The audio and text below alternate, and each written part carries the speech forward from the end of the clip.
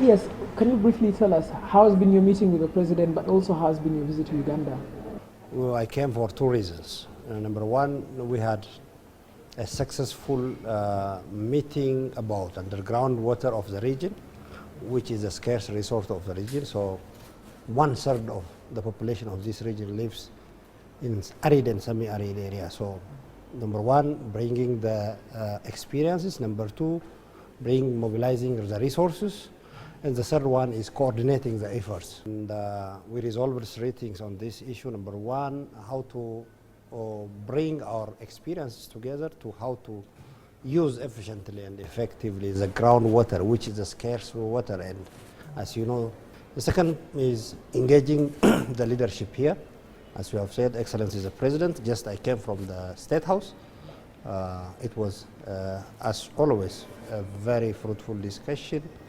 I briefed the President that the situation in the region, the peace and security situation in the region. There are two situations that I want to speak to you about, the situation in Sudan and the situation in Ethiopia. What's the latest on the situation in Sudan, for example? There are countries really, a lot of challenges, political turmoils, conflicts, and IGAD is working in different initiatives, for example, in Somalia, in Sudan, Ethiopia as well. So previously also Excellency the President was helping these different initiatives, and we were supposed to convene a meeting here in Kampala before 2-3 months, the summit meeting, because of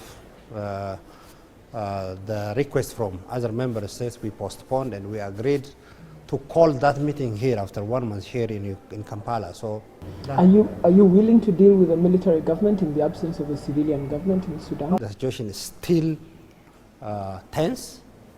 The situation still needs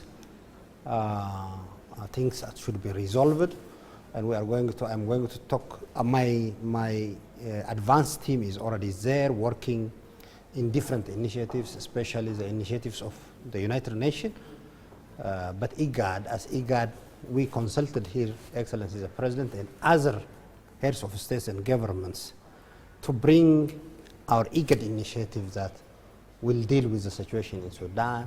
And we communicated and we issued a statement on this issue very clearly. IGAD is for the aspiration of the people of Sudan. Yeah, there's a lot of unrest amongst countries within the IGAD component. Unrest that is political, but unrest that's also economical. From a very strategic standpoint, what's IGAD going to do to resolve this unrest? Ultimately, the owner of their country is the people of member states and the governments, who have the sole responsibility to protect, to defend their own citizens. This is the most important thing. The other thing is coordinating the effort of the region through IGAD. For example, we are working on peace and security areas, especially in border areas and other economic aspects. This region, because of a lot of unemployment, there are a lot of social challenges that the region is facing, which is a source of conflict in the region.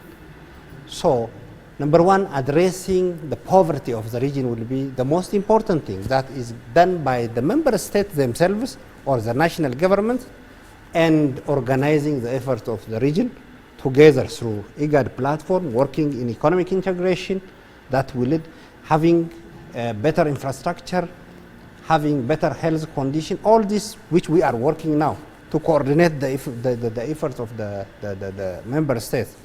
So this is ultimately, these conflicts can be resolved. Number one, through democracy. The people should elect the leaders that they want. Number two, changing the especially the economic situation of the region. So this is what we are supporting